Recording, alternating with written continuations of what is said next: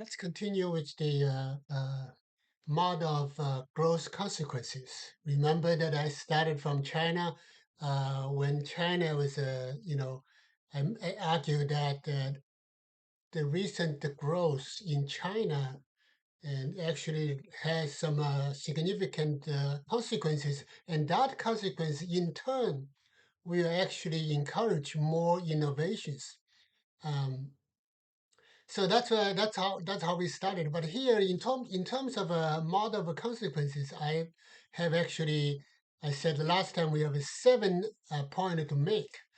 The first one that let's start from today. The first one is that any model of growth, any model of innovations, if they only consider the first push, I'm using the religious people, they believe in first push. They believe that God gives the first push, and then that's it, and then that's all matters, right? But the academic for causal modeling, it's not as simple as a religion, right? We have to figure out what's really going on. So if you think about the growth, if you think about the innovations as a chain reaction, then some people only look at the two links, the first two links. So that's similar to like a chicken and eggs. Whether who gives the first push, who is the consequences, who is the uh, triggers and the drivers. And they're busy with that. They're so much into this, but they forgot that the growth is a continuous um, chain reactions, and then it doesn't stop. When you think about this, it doesn't stop when you have the triggers and then you have a consequence. The consequences will act in turn, will leads to more development. So it's like a non-stop, continuous chain reaction. So it's incomplete. It's definitely not a smart idea to figure out what is the first push, what is the trigger, and what is the consequence, right? So if you look at that, if you look at the growth, look at the innovation as a chain reaction, actually sometimes what gives the first push, it doesn't matter that much. Okay. Plus, more importantly, chicken and egg, they can both be the triggers and they can both be the consequences. So if you look at it from a long historical process, uh, like I said, this doesn't matter that much. You should not limit yourself to you know, uh, the first two links in a long chain, right? So we have to look at the entire chain. So that's one thing.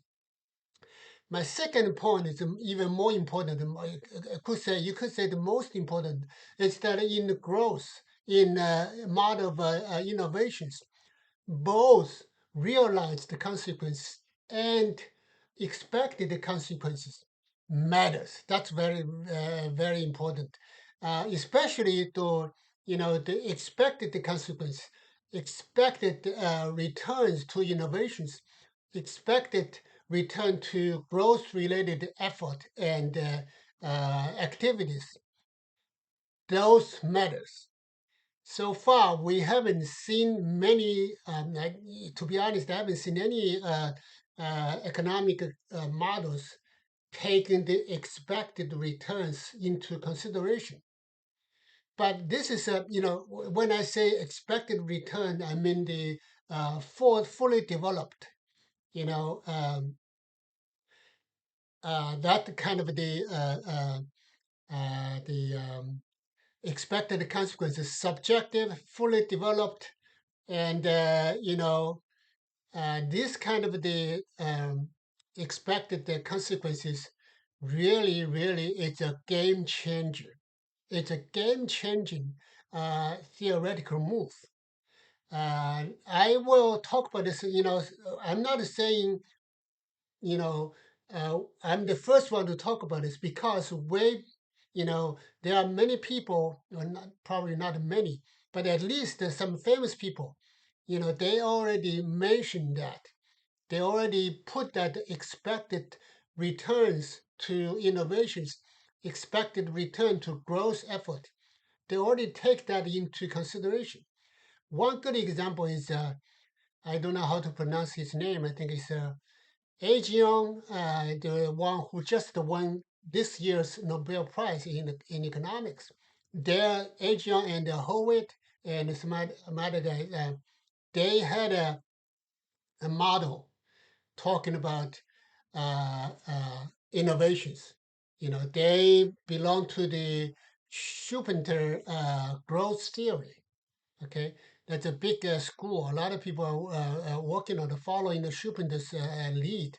But let's do that the next time because this is quite a few things to talk about. I will point it out the three major problems with the Aegean model next time.